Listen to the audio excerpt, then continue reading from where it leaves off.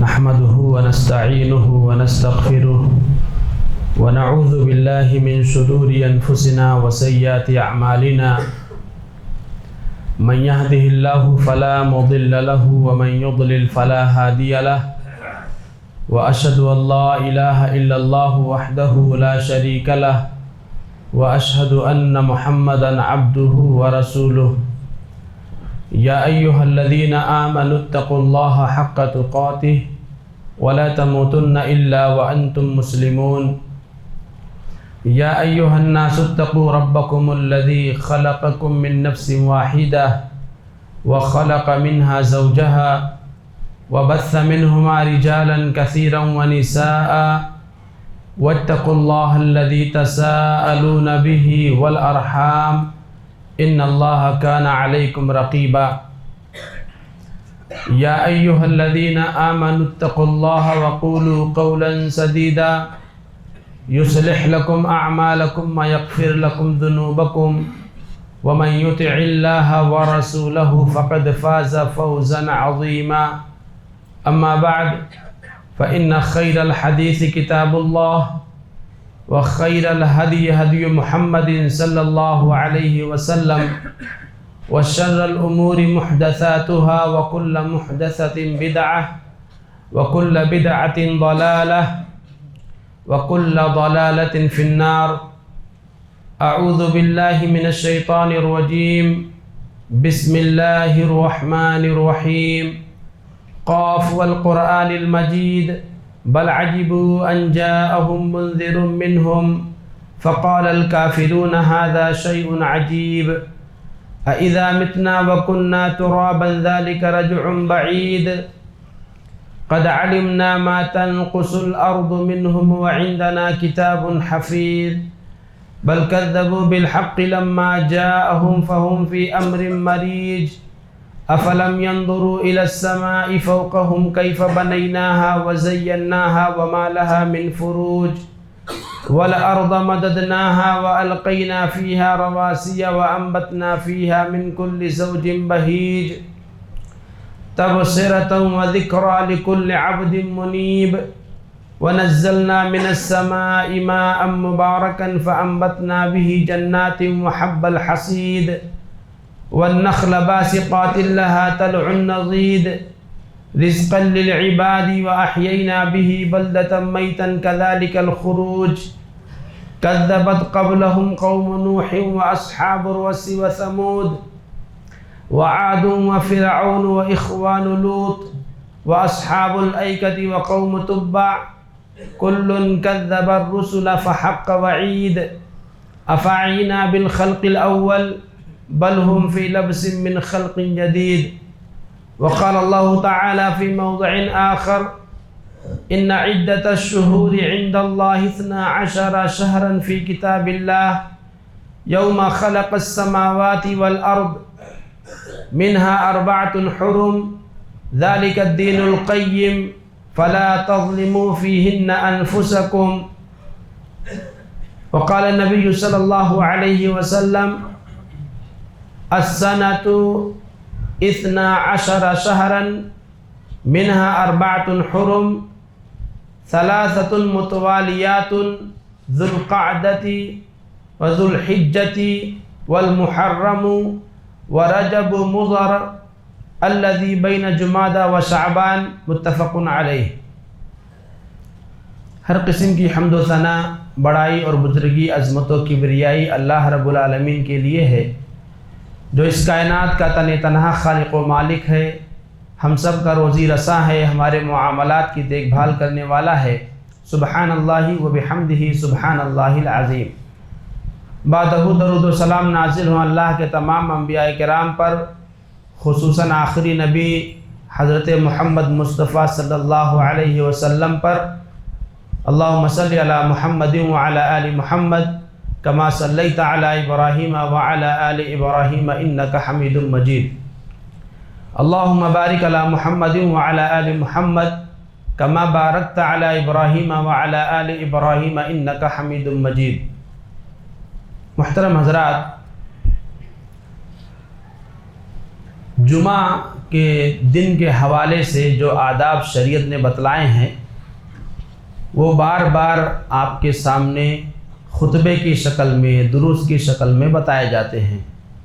ان میں ایک ادب یہ ہے کہ اگر آپ جمعہ کے دن اذان سے پہلے آتے ہیں تو جتنا بھی آپ کو موقع ملتا ہے 2 رکعت نفل پڑھنے کا، 4 رکعت، 6 رکعت، جو بھی آپ کو پڑھنا ہے پڑھ لیجئے، اور اس کے بعد پھر جب امام منبر پر بیٹھ جائے تو خطبہ سنیے۔ اذان ہونے کے بعد پھر سے یعنی آپ آئے اگر مسجد میں اور آپ نے سنت پڑھ لی، 2 رکعت یا 4 رکعت آپ نے پڑھ لی، آپ اپنی جگہ پر بیٹھ گئے، اذان ہوئی، اذان ہونے کے بعد پھر سے آپ کو سنت نہیں پڑھنا ہے، ٹھیک ہے؟ یہ نہیں ہے کہ اذان کے بعد ہی سنت پڑھنا ہے، ایسا کوئی مسئلہ نہیں ہے۔ جمعہ کے دن آپ مسجد میں آئیں، جب بھی آپ آئیں، اگر امام خطبہ دے رہا ہے تو بھی اگر آپ آئے ہیں، آپ پہلے سنت پڑھیے 2 رکعت، اس کے بعد آپ بیٹھیے، اور اگر امام کے منبر پر جانے سے پہلے آپ آئے تو اس میں 2 سے زیادہ بھی پڑھنے کا چانس ہوتا ہے، آپ 2 سے زیادہ بھی پڑھ سکتے ہیں، 2 ہی پڑھ کر بیٹھ گئے تو بھی چلے گا، لیکن بتلانا یہاں پر یہ ہے اذان کا انتظار کرنا اور اذان کے بعد پھر سنت پڑھنا، اس چیز کا کوئی ثبوت نہیں ہے۔ دوسری بات یہ کہ جمعہ کے لیے جب آئیں تو خطیب کا خطبہ دھیان سے سننا ہے، اور اس دوران کوئی بھی لغو حرکت نہیں کرنی ہے۔ موبائل نکال کر کے ویڈیو بنانا یا اس طرح سے کوئی بھی کام کرنا، یہ لغو حرکت ہے۔ ایسی حرکت کی وجہ سے جمعہ کا جو ثواب اللہ کے نبی نے احادیث میں بتلایا ہے، آدمی اس سے محروم ہو جاتا ہے۔ اور جمعہ کا ثواب کیا ہے؟ جمعہ کے دن اگر آپ جمعہ کے آداب کی رعایت کرتے ہوئے جمعہ کی نماز پڑھتے ہیں تو 10 دن کے گناہ اللہ تبارک و تعالی ہمارے معاف کر دیتا ہے۔ لہذا ان آداب کا خیال رکھیں، اور جمعہ کے دن جب آئیں تو اس کے آداب کی رعایت کریں تاکہ اللہ تبارک و تعالی ہمارے 10 دنوں کے گناہ کو معاف کر دے، وہ فضیلت ہمیں مل سکے۔ لیکن بہت سارے لوگوں کو دیکھتے ہیں جمعہ کے دن، یعنی چھوٹے بچے نہیں ہیں، جوان ہیں، 30 سال کے، 40 سال کے، اور وہ لوگ بھی جمعہ کے دن بیٹھ کر کے اوپر کے حصے میں، نیچے کے حصے میں اور موج مستی کر رہے ہوتے ہیں۔ یہ ایک طرح سے اگر آپ کو معلوم نہیں ہے تب تو معذور ہیں، لیکن اگر معلوم ہونے کے بعد بھی آپ ایسا کرتے ہیں تو یہ یعنی کہ بے عزتی ہے اسلامی احکامات کی، اس چیز سے بچیں۔ اللہ تبارک و تعالی ہمیں اس دن کی اہمیت کو اور اس کی عظمت کا خیال رکھنے کی توفیق عطا فرمائے، آمین۔ ہم اور آپ جس مہینے سے گزر رہے ہیں وہ رجب کا مہینہ ہے۔ رجب کا مہینہ، اس کی ایک حیثیت وہ ہے جو شریعت نے متعین کی ہے، اور ایک حیثیت وہ ہے جو لوگوں نے متعین کر رکھی ہے۔ آئیے ہم دیکھتے ہیں کہ اس کی حیثیت شریعت میں کیا ہے۔ اللہ تبارک و تعالی نے قرآن مجید میں فرمایا ان عدۃ الشہور عند اللہ 12 شہرا، کہ اللہ کے نزدیک مہینوں کی گنتی 12 ہے۔ سال کے اندر کتنے مہینے ہیں؟ 12 مہینے ہیں۔ یہ اللہ تبارک و تعالی کا بنایا ہوا ہے، یعنی انسانوں نے اپنی طرف سے نہیں گڑھا ہے، بلکہ اللہ تبارک و تعالی نے بنایا کہ سال میں 12 مہینے ہوں گے۔ اور یہ کب سے ہے؟ یوم خلق السماوات والارض۔ یہ گنتی مہینے کی ایک سال میں 12 ہی مہینے ہوں گے۔ یہ گنتی اللہ تعالیٰ نے جب آسمان و زمین کو پیدا کیا ہے وہیں سے جاری ہے، وہیں سے یہ چالو ہے۔ یہ سسٹم اللہ نے انسانوں کو اسی وقت سے دے دیا ہے جب سے انسان یہاں پر آباد ہوئے ہیں، جب سے اللہ نے آسمان و زمین کو پیدا کیا ہے۔ منہا اربعۃ حرم، پھر ان 12 مہینوں میں سے 4 مہینے جو ہیں وہ حرمت والے ہیں، ادب و احترام والے ہیں۔ ذالک الدین القیم، یہی سیدھا راستہ ہے، صحیح دین ہے۔ کیا صحیح دین ہے؟ سال میں 12 مہینے ہوتے ہیں اور 12 مہینوں میں سے 4 مہینے حرمت کے ہیں، یہی سب سے صحیح دین ہے۔ فلا تظلموا فیہن انفسکم، حرمت والے ان 4 مہینوں میں انسانوں کو چاہیے کہ وہ ظلم سے بچے رہیں۔ اب یہ حرمت کے جو 4 مہینے ہیں وہ کون سے مہینے ہیں؟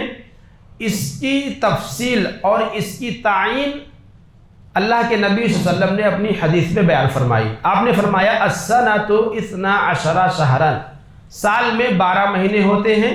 منہا 4 حرم، ان 12 مہینوں میں سے 4 مہینے حرمت والے ہیں. وہ حرمت والے مہینے کون کون سے ہیں؟ ذوالقعدہ وذوالحجہ والمحرم. 3 مہینے لگاتار آتے ہیں، ذوالقعدہ، ذوالحجہ اور محرم. ورجب مضر، اور چوتھا حرمت کا مہینہ رجب ہے، مضر کا رجب. الذی بین جمادہ و شعبان، جو جمادہ اور شعبان کے بیچ میں آتا ہے.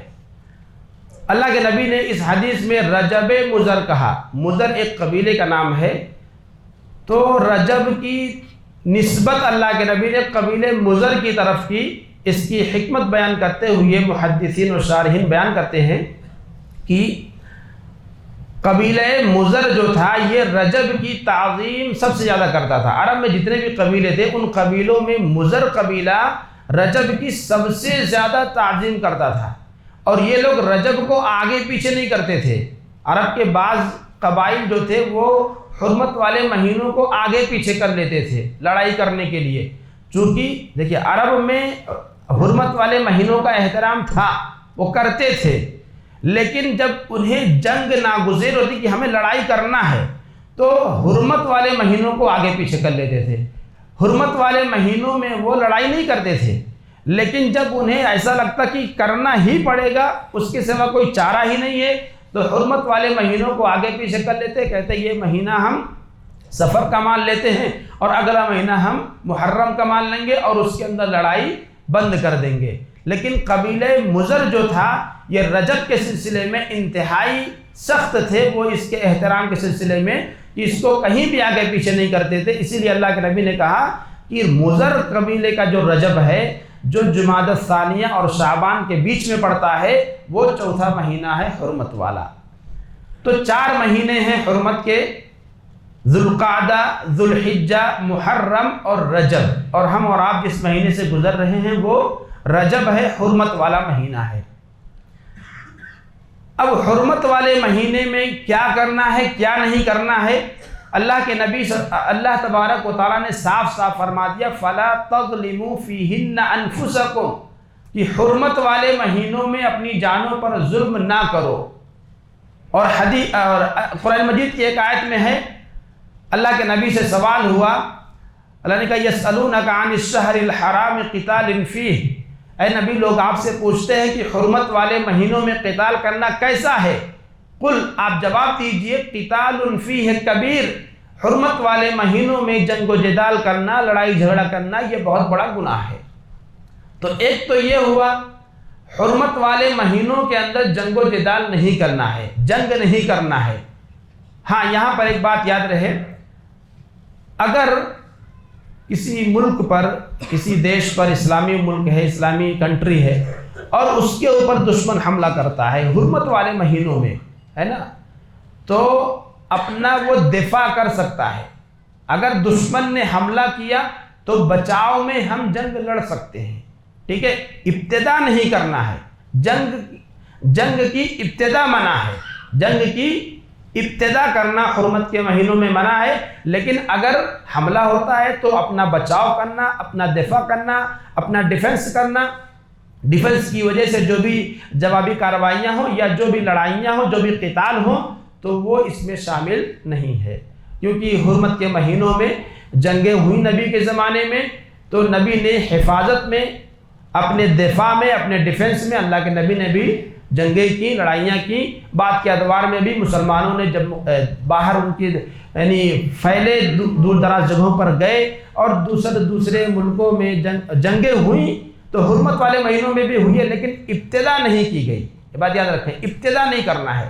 اگر کوئی سامنے والا ہم سے جنگ کرنے پر آمادہ ہے، وہ ہم سے جنگ کرنا چاہتا ہے، ہمارے اوپر حملہ کر رہا ہے، تو پھر ڈیفنس میں آپ اس سے جنگ کر سکتے ہیں. دوسری بات یہ کہ حرمت والے مہینوں میں حضرت عبداللہ ابن عباس رضی اللہ عنہ اسی آیت کریمہ کی تفسیر میں فَلَا تَظْلِمُوا فِيهِنَّ أَنفُسَكُمْ، آیت کریمہ کے اس ٹکڑے کے سلسلے میں فرماتے ہیں کہ اس کا مطلب یہ ہے کہ حرمت والے مہینوں میں اللہ تبارک و تعالی نے انہیں ایک خاص عظمت دی ہے، لہذا ان مہینوں میں اپنی جانوں پر ظلم نہ کرو، یعنی گناہ کے کام نہ کرو، یعنی گناہ کے کام نہ کرو۔ ظلم اور گناہ، برائی کے کام سال کے 12 مہینوں میں ہی حرام ہیں، کبھی بھی یہ نہیں ہے کہ کسی مہینے میں کر سکتے ہیں، ایسا نہیں ہے، ہمیشہ حرام ہے۔ لیکن حرمت کے جو 4 مہینے ہیں ان مہینوں میں ان کی حرمت اور ان گناہوں کی قباحت اور زیادہ بڑھ جاتی ہے، اس لیے حرمت والے مہینوں میں ہمیں گناہوں سے بالکلیہ اجتناب کرنا چاہیے، مکمل طور پر اپنے آپ کو بچانے کی کوشش کرنی چاہیے کہ ہم گناہوں سے بچے رہیں، اور زیادہ سے زیادہ حرمت والے مہینوں میں نیک اعمال کرنے کی کوشش کریں۔ حرمت والے مہینوں کا ادب یہی ہے، حرمت والے مہینوں کا ادب یہی ہے۔ یہ رجب کا جو مہینہ چل رہا ہے، اس مہینے کے تعلق سے شریعت میں یہی اس کا مقام ہے کہ یہ حرمت والا ایک مہینہ ہے، اور اس کے حرمت کا احترام کرتے ہوئے، اس کے تقدس کا خیال رکھتے ہوئے ہمیں گناہوں سے بچنا چاہیے، اور زیادہ سے زیادہ اس کے اندر اعمال صالحہ انجام دینا چاہیے، تاکہ اس کی حرمت کا جو تقاضا ہے وہ ہم کما حقہ ادا کر سکیں۔ یہ اس مہینے کا مقام ہے، مرتبہ ہے، حیثیت ہے شریعت کی نگاہ میں۔ لیکن ہمارے یہاں اس مہینے کی پہچان کس سے ہوتی ہے؟ ہمارے سماج میں، بالخصوص مسلم سماج میں ایک بہت بڑا طبقہ ہے جن کے یہاں ماہ رجب کی پہچان بدعات اور خرافات اور رسوم اور رواج کے حوالے سے ہے۔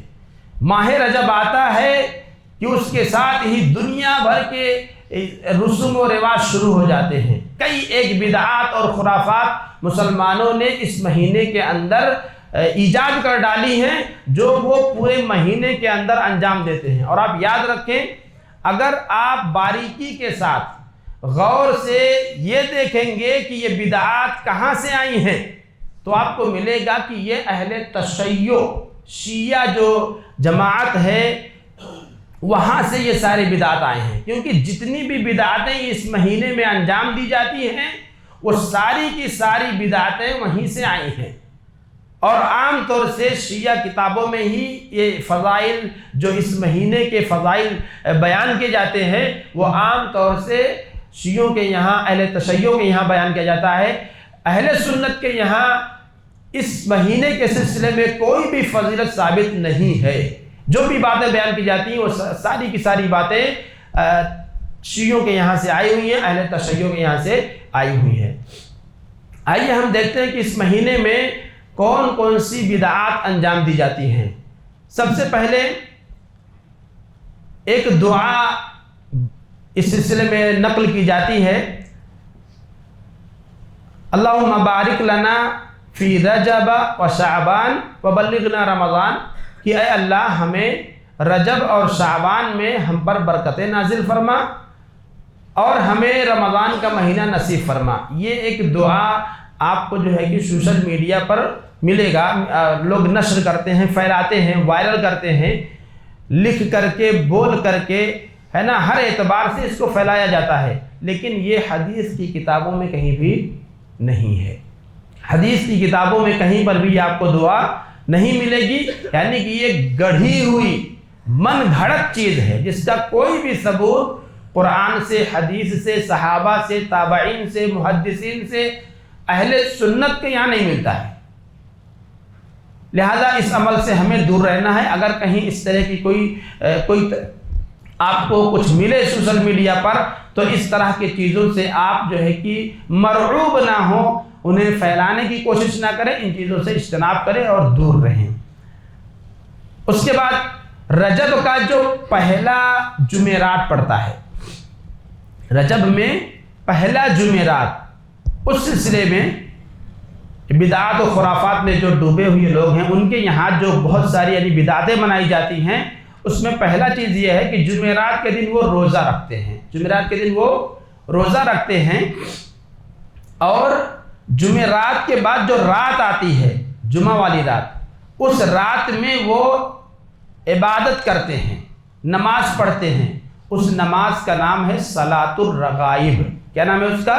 صلاۃ الرغائب، بہت زیادہ فضیلتوں والی نماز، ٹھیک ہے۔ اب اس سلسلے میں अहादीस बयान की जाती हैं, लेकिन जितनी भी हदीसें बयान की जाती हैं अक्सर हदीसें मौजू हैं। क्या हैं? मौजू। मौजू का मतलब होता है वो हदीस अल्लाह के नबी ने कही ही नहीं है, किसी और ने गढ़ करके अपनी तरफ से बना करके कह दिया कि अल्लाह के नबी ने कही है, हालांकि अल्लाह के नबी की बात वो है ही नहीं। और बहुत सारी हदीसें हैं जो ज़ईफ़ हैं, एक भी रिवायत ऐसी नहीं है जो सही हो, जो इस लायक हो कि उससे दलील पकड़ी जा सके। सारी की सारी रिवायतें, सारी की सारी जो हदीसें बयान की जाती हैं इस महीने की फजीलत के हवाले से, या इसके रोज़ों के फजीलत के हवाले से, या इसके अंदर क़याम के हवाले से, सारी की सारी हदीसें ज़ईफ़ और मौजू किस्म की हैं। लिहाजा इन दिनों में या इस महीने में किसी किस्म का कोई ख़ास रोज़ा रखना या कोई ख़ास नमाज अदा करना, ये सारी की सारी बिदआत में शामिल हैं। तो रोज़ा रखा जाता है पहले जुमेरात का, और फिर मगरिब और ऐशा के बीच में 12 रकातें, कितनी? 12 रकातें नमाज पढ़ी जाती हैं, जिसे सलातुल रग़ाइब कहा जाता है। और उसका यानी उनके यहाँ मखसूस तरीक़ा है कि कैसे 2-2 रकात करके पढ़ना है। फिर पहली रकात में सूरह फातिहा के बाद कुछ सूरतुल क़द्र है, सूरतुल इख़लास है, उनकी ख़ास मिक़दार है कि इतनी इतनी मरतबा पढ़ना है। ये आप इससे पहले भी मैंने कई एक मरतबा कहा है कि शरीयत में इस तरह से कोई नमाज नहीं है, ऐसी नमाजें आपको नहीं मिलेंगी कि तिलावत उसके अंदर क्या करना है, ख़ास करके वो भी 3-3 मरतबा, 4-4 मरतबा, 5 मरतबा, 10 मरतबा, 20 मरतबा, 70 मरतबा, इस तरह की कोई नमाज आपको नहीं मिलेगी। जो नमाजें हम पढ़ते हैं उनमें भी नहीं मिलेंगी आपको। जुमा के दिन फजर की नमाज में अल्लाह के नबी ने बतलाया, अल्लाह के नबी आमतौर से आपका मामूल था कि वो पढ़ते थे, लेकिन वो भी एक ही बार पढ़ते थे, डबल तिबल मरतबा ऐसा कोई रिवायत नहीं है। इसी तरह से आप वित्र की नमाज पढ़ते हैं, 3 रकात पढ़ रहे हैं आप, तो उसके अंदर सूरह आला पहली रकात में, दूसरे में सूरतुल काफिरून, तीसरे में सूरतुल इखलास, लेकिन वो भी एक ही एक मरतबा। आपने कभी कोई ऐसी नमाज सुनी है जो सही हम पढ़ते हैं कि उसमें 3 मरतबा पढ़ी जाए या 7 मरतबा पढ़ी जाए या 50 मरतबा पढ़ी जाए? 70? ऐसी कोई भी नमाज कहीं भी आपको नहीं मिलेगी। इस तरह की जितनी भी नमाजें हैं जिसमें ख़ास मिक़दार में सूरतें पढ़नी हैं या दुआएं पढ़नी हैं, वो सारी की सारी नमाजें बेबुनियाद हैं, बेअसल हैं, उनका कोई भी शरीयत से लेना देना नहीं है। वो सारी की सारी चीज़ें बिदआत में दाखिल और शामिल हैं। तो सलातुल रग़ाइब नाम करके जो नमाज इस महीने के पहले जुमेरात और जुमा की रात में पढ़ी जाती है, अंजाम दी जाती है, वो सरासर बिदआत है। इस सिलसिले में, उस नमाज के सिलसिले में जो भी रिवायतें बयान की जाती हैं, तमाम के तमाम मुहद्दिसीन का मुत्तफ़क़ा फ़ैसला है कि सारी की सारी रिवायतें मौज़ू और ज़ईफ़ हैं। एक भी रिवायत ऐसी नहीं है जो सही हो, काबिल हुज्जत हो, दलील बनने के लायक हो, नहीं। लिहाजा इस तरह की जो नमाजें या इस तरह से जो रोज़े रखे जाते हैं, ये सारे के सारे रोज़े बेबुनियाद हैं। महीना शुरू हुआ, मेरे पास फ़ौरन सवाल आया, बच्चे पढ़ने आते हैं ऊपर, तो ख़वातीन को जिन्हें इल्म है, ठीक है, जिन्हें इल्म नहीं, ये पूछती हैं, पूछवाती हैं बच्चों से। एक बच्ची ने आकर के सवाल किया कि जुमेरात के दिन रोज़ा रखना है, तो मैं बोला क्यों? बोली रजब का महीना चल रहा है तो जुमेरात के दिन रोज़ा रखना है कि नहीं? अम्मी पूछवाई हैं, घर में लोग पूछ रहे हैं। तो मैंने बताया कि बेटा ऐसा कोई भी रजब के महीने में ना ही तो कोई रोज़ा है ख़ास, ना ही तो कोई तहज्जुद है, कोई ख़ास नहीं है। अगर आपका पहले से कोई मामूल रहा है कि आप पीर और जुमेरात का रोज़ा रखते रहे हैं तो रख लीजिए, और अगर ऐसा मामूल नहीं था आपका तो कतअन न रखिए, इसलिए कि यहाँ तो बिदआत भी पाया जा रहा है, इसलिए बिदआत से बचते हुए मज़ीद उससे दूर रहते हुए नहीं रखना है। तो बहरहाल हमारे समाज में जो अब हम यानी जो अहले हदीस जमात से अपने आप को जोड़ते हैं, उनके यहाँ भी बहुत सारी बुराइयाँ इस हवाले से, बिदआत और खुराफात के हवाले से इल्म नहीं है। इल्म ना होने की वजह से हमारी ख़वातीन, घरों की ख़वातीन बिलखुसूस ये जो मुख्तलिफ़ महीनों में बिदआत अंजाम पाते हैं, बिलखुसूस रोज़ों के ताल्लुक़ से या इसी तरह से नमाज़ों के ताल्लुक़ से अक्सर सवालात आते हैं اور اس سے یہ اندازہ ہوتا ہے کہ خواتین ان چیزوں کو سمجھتی ہیں کہ ان کو کرنا چاہیے۔ لہذا خواتین بالخصوص اس بات کو یاد رکھیں کہ اس طرح کی کوئی بھی عبادت رجب کے مہینے میں، کوئی نماز، کوئی خاص روزہ کسی خاص دن کا، یا کوئی اور ذکر، اس طرح کی کوئی بھی چیز شریعت کے اندر ثابت نہیں ہے۔ اسی طرح سے آپ دیکھیے صلاۃ الرغائب، اس کے بعد مخصوص دنوں کے روزے۔ اس مہینے کے اندر روزوں کے سلسلے میں اتنی فضیلتیں گڑھی گئی ہیں، اتنی فضیلتیں گڑھی گئی ہیں کہ جو رمضان کا جو مہینہ ہے، شب قدر جو ہے، وہ بھی یعنی کہ اس کے سامنے پھیکا پڑ جاتا ہے، ماد پڑ جاتا ہے، اس کی بھی کوئی ویلو ہی نہیں رہ جاتی ہے۔ آپ سوچئے، ایک روایت گڑھی گئی، موضوع روایت ہے، گڑھی ہوئی روایت ہے کہ رجب کا مہینہ بڑا ہی عظمتوں والا مہینہ ہے، جو شخص ایک دن کا روزہ رکھے تو اللہ تبارک و تعالیٰ اس کے عوض 1000 سال کے روزوں کا ثواب اسے دیتا ہے۔ آپ سوچئے، ایک دن کا روزہ، 1000 سال کا روزہ، ایک دن کے روزے کے عوض کتنا ثواب مل رہا ہے؟ 1000 سال، 1000 دن نہیں، 1000 مہینہ نہیں، 1000 سال کا جو ہے کہ وہاں ثواب مل رہا ہے، یعنی روزے کا۔ جو 2 دن روزہ رکھے اسے 2000 سال کے روزوں کا ثواب، 3 دن روزہ رکھے 3000 سال کا ثواب، 4 کا 4، 5 کا 5، 6 کا 6، اور جو 7 دن روزہ رکھ لے رجب کے مہینے میں تو جہنم کے 7 دروازے ہیں، 7 دروازے بند کر دیے جاتے ہیں۔ جو 8 دن روزہ رکھ لے، 8 دروازے جنت کے ہیں، 8 دروازے کھول دیے جاتے ہیں، جس سے چاہے وہ جنت کے اندر چلا جائے۔ ایک مہینے کے اندر بس 8 دن کا روزہ رکھ لیجیے، آپ تو پاس ہو گئے۔ اس طرح کی روایتیں ساری کی ساری گڑھی ہوئی ہیں، من گھڑت ہیں، لوگوں نے اپنی طرف سے بنائی ہیں، اور اس طرح کی روایتوں کے سلسلے میں محدثین نے اتنا یعنی ایسی باتیں کہی ہیں کہ آپ سن کر کے حیران رہ جائیں گے۔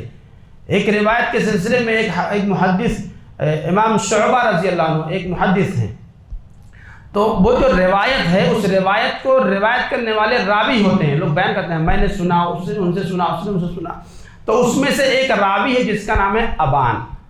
اس راوی کے سلسلے میں امام شعبہ رحمت اللہ علیہ کہتے ہیں کہ میں زنا کر لوں یہ مجھے بہتر لگے گا، یہ کم گناہ رہے گا بنسبت اس کے کہ ابان کی روایتوں کو میں پھیلاؤں، ابان کی روایتوں کو میں لوگوں میں بیان کروں، یہ زیادہ بڑا گناہ ہے بنسبت اس کے کہ آپ زنا کر لیں۔ آپ سوچیں اتنی یعنی کہ ایسی روایتیں لوگوں نے گڑھ رکھی ہیں کہ اگر ان روایتوں کو آپ پھیلائیں گے، بیان کریں گے تو اس پر بڑا ہی گناہ ملے گا آپ۔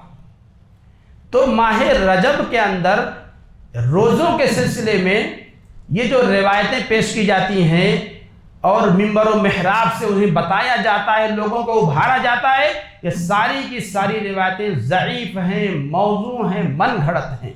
محدثین کے یہاں ایسی ساری کی ساری روایتیں ناقابل تردید اور ناقابل حجت ہیں، سب کی سب مردود ہیں۔ تو کوئی کسی دن کا روزہ نہیں، کسی دن یا کسی رات کے کسی خاص وقت میں کوئی نماز نہیں، کچھ نہیں ہے۔ ساری کی ساری چیزیں جو کی جاتی ہیں یہ ساری کی ساری چیزیں بدعات کے قبیل سے ہیں۔ اسی طرح سے اس مہینے کے اندر ایک بدعت یہ انجام دی جاتی ہے، 22 رجب کے دن کنڈے بھرے جاتے ہیں۔ کنڈوں کی رسم ہے ایک، جو یہ اصلاً شیعوں کے یہاں سے آیا ہے۔ یہ کنڈوں کی رسم تو ایک دم پکا ہے کہ شیعوں کے یہاں سے آیا ہے۔ 22 رجب کیا ہے؟ 22 رجب حضرت معاویہ رضی اللہ عنہ کی وفات کا دن ہے۔ حضرت معاویہ رضی اللہ عنہ کی وفات 22 رجب کو ہوئی، اور حضرت معاویہ شیعہ جو ہے کہ حضرت معاویہ رضی اللہ عنہ کو اپنا سب سے بڑا دشمن سمجھتے ہیں، سب سے بڑا دشمن۔ حضرت یعنی ابو بکر عمر کے بعد سب سے بڑا دشمن اگر کسی کو سمجھتے ہیں تو وہ حضرت معاویہ رضی اللہ عنہ کو سمجھتے ہیں، کیونکہ انہی کے دور میں، معاویہ رضی اللہ عنہ کے دور میں ہی مسلمانوں میں صلح ہوئی تھی۔ مسلمانوں کی جو 2 جماعتیں بن گئی تھیں، 2 جگہوں پر 2 خلیفہ ہوتے تھے، 2 جگہوں پر حکومتیں بٹ گئی تھیں۔ حضرت معاویہ رضی اللہ عنہ نے اس چیز کو ختم کیا۔ حضرت حسن رضی اللہ عنہ کے فیصلے سے وہ چیز ختم ہوئی اور مسلمان اکٹھا ہو گئے، یعنی مسلمانوں کا ایک ہی حاکم، ایک ہی حکمراں حضرت معاویہ رضی اللہ عنہ بنے۔ اس لیے سب سے زیادہ نفرت اگر انہیں کسی سے ہے تو وہ حضرت معاویہ رضی اللہ عنہ ہیں، اور حضرت معاویہ رضی اللہ عنہ سے نفرت کی بنیاد پر 22 رجب کے دن ان لوگوں نے کوڑے بھرنے کی رسم بنائی، اور اس سلسلے میں یعنی عجیب و غریب واقعات بیان کیے جاتے ہیں۔ ان میں سے ایک واقعہ بیان کیا جاتا ہے کہ مدینہ کے اندر ایک وزیر تھا، مدینہ کے اندر ایک وزیر تھا جو بڑا ہی ایک آدمی تھا لکڑہارا جو بڑا ہی پریشان رہتا تھا۔ اسے ایک دن امام جعفر صادق امام جعفر صادق رحمۃ اللہ علیہ نے اسے خواب میں آ کر کے بتلایا کہ 22 تاریخ کو اگر میرے نام سے کوڑے بھرو گے، نظر و نیاز کرو گے، اور پھر میرے نام سے اللہ سے مرادیں مانگو گے تو اللہ تعالیٰ تمہاری مرادیں پوری کرے گا۔ اگر اللہ تعالیٰ تمہاری مرادیں نہیں پوری کرے گا تو قیامت کے دن میرا گریبان پکڑ لینا۔ یہ بات گڑھی ہوئی ہے جو امام جعفر صادق رحمہ اللہ کی طرف منسوب کی جاتی ہے، حالانکہ یہ بات کنفرم ہے کہ یہ گڑھی ہوئی چیز ہے، اس میں کوئی شک نہیں ہے۔ کیوں؟ اس لیے کہ اس زمانے میں وزیر مدینہ میں کہاں رہتے تھے؟ اس زمانے میں وزیر مدینہ میں تھے ہی نہیں۔ مدینہ کے اندر خلافت یا خلافت اور اس کے بعد جو حکمرانی کا معاملہ تھا وہ سن 40 ہجری تک چلا۔ حضرت ابو بکر صدیق رضی اللہ عنہ، حضرت عمر رضی اللہ عنہ، حضرت عثمان رضی اللہ عنہ، یہاں تک تو خلافت مدینہ میں رہی۔ اس کے بعد حضرت علی رضی اللہ عنہ جب خلیفہ بنے تو وہ دوسری طرف چلے گئے، عراق کے اندر منتقل ہو گئے، پھر وہاں سے شام میں منتقل ہوا مسلمانوں کا خلافت، اس کے بعد پھر دوسری جگہیں رہیں، یعنی جو الگ الگ حکمراں الگ الگ وقت میں رہے، مدینہ میں نہیں رہے۔ تو جو وزارت کا جو معاملہ ہے وزیر کا اس دور میں تھا ہی نہیں۔ اگر جو کہانیاں گڑھ گڑھ کر کے بیان کی جاتی ہیں نا، اگر ہم ان کہانیوں کی کڑیوں پر غور کریں تو یہ بات خود ہی واضح ہو جائے گی کہ گڑھی ہوئی چیز ہے۔ ایک لکڑہارا تھا، یہ تو وہی داستان ہے جیسے بچوں کو کہانیاں سنائی جاتی ہیں، بچوں کو کہانیاں بتائی جاتی ہیں کہ ایک ایسا آدمی تھا، ویسا تھا، مورل اسٹوریز بچوں کو جو سنائی جاتی، اسی طرح کی کہانی یہاں گڑھ کر کے بیان کی گئی اور کہا گیا کہ ایسا ایسا کرو گے تو یہ ثواب ملے گا۔ یہ ساری کی ساری باتیں بے بنیاد ہیں، اور یہ دراصل شیعوں کے یہاں سے آئی ہوئی رسم ہے جو اہل سنت کے نام پر ہمارے سماج میں پھیلے ہوئے طبقے کے یہاں پائی جاتی ہیں۔ اور آپ اگر دیکھو گے تو جتنی بھی رسمیں وہاں منائی جاتی ہیں وہ ساری کی ساری رسمیں شیعوں کے یہاں سے آئی ہوئی ہیں۔ آپ دیکھ ڈالیے، اگر آپ دیکھیں تو ساری کی ساری چیزیں وہیں سے آئی ہوئی ہیں۔ شیعوں کی کتاب پڑھیے آپ، اور ان کا پڑھیے، اہل سنت جو اپنے آپ کو کہتے ہیں ان کا پڑھیے، دونوں کا سیم ملے گا آپ کو، ایک ہی طریقہ منانے کا، تھوڑا سا فرق ہو جائے ورنہ چیز ایک ہی ہے دونوں کی چیزیں۔ اس لیے یاد رکھیں کہ یہ ساری باتیں جو مختلف مہینوں میں جو بدعات انجام دی جاتی ہیں، یہ ساری کی ساری بدعات یہ وہیں سے آئی ہوئی ہیں شیعوں کے یہاں سے۔ اہل سنت کے یہاں اس کا کوئی تصور نہیں ہے، اور جو حدیثیں اس سلسلے میں بیان کی جاتی ہیں ساری کی ساری حدیثیں موضوع، من گھڑت اور ضعیف ہیں۔ اسی طرح سے اس مہینے کے اندر ایک بدعت انجام دی جاتی ہے شب معراج کے نام پر۔ 27 رجب کو شب معراج منایا جاتا ہے۔ یعنی سب سے پہلے تو آپ دیکھیے نبی صلی اللہ علیہ وسلم کو معراج ہوئی، اس کو تو ہم مانتے ہیں، کنفرم ہے، اس میں کوئی شک ہی نہیں ہے۔ کب ہوئی اس سلسلے میں کنفرم نہیں ہے، آپ یہ بات یاد رکھیں۔ اللہ کے نبی کو معراج کا واقعہ کب پیش آیا مہینہ بھی نہیں پتہ ہے، تاریخ تو آپ چھوڑیے۔ سیرت کی کتابوں میں اس سلسلے میں 10 اقوال، 10 باتیں ملتی ہیں کہ یہ مہینہ تھا، یہ تاریخ تھی، یہ سال تھا، اس طرح سے مختلف باتیں، 10 باتیں سیرت نگاروں نے، الگ الگ لوگوں نے الگ الگ باتیں بیان کی ہیں۔ تو اس اختلاف سے ہی یہ پتہ چلتا ہے کہ اس رجب کی 27 تاریخ کو شب معراج کے لیے فکس کرنا کہ اسی رات معراج ہوئی تھی، یہ اپنے آپ میں غلط ہے۔ جب سیرت نگاروں کے یہاں خود ہی نہیں پکا ہے کہ کس رات میں اللہ کے نبی کی معراج ہوئی تھی، اس سے پہلے تو آپ یہ سمجھیں کہ سال ہی نہیں پکا ہے، سال ہی نہیں کنفرم ہے کہ کس سال میں اللہ کے نبی معراج پر گئے تھے، مہینہ بھی نہیں فکس ہے کہ کس مہینے میں اللہ کے نبی معراج پر گئے تھے۔ جب سال نہیں فکس ہے، جب مہینہ نہیں فکس ہے، تو دن کہاں سے فکس ہو گیا؟ اس لیے آپ یاد رکھیں، یہ جو شب معراج کے نام پر جشن منایا جاتا ہے، اس دن یعنی کہ جلسے کرائے جاتے ہیں اور رات میں عبادتیں کی جاتی ہیں اور پکوان پکائے جاتے ہیں، ہر جگہ الگ الگ علاقوں میں الگ الگ طریقے سے یہ رسم منائی جاتی ہے، یہ رسم بالکل شریعت کے خلاف ہے اور بدعات کے ضمن میں سے ہے۔ یہ بات یاد رکھیں۔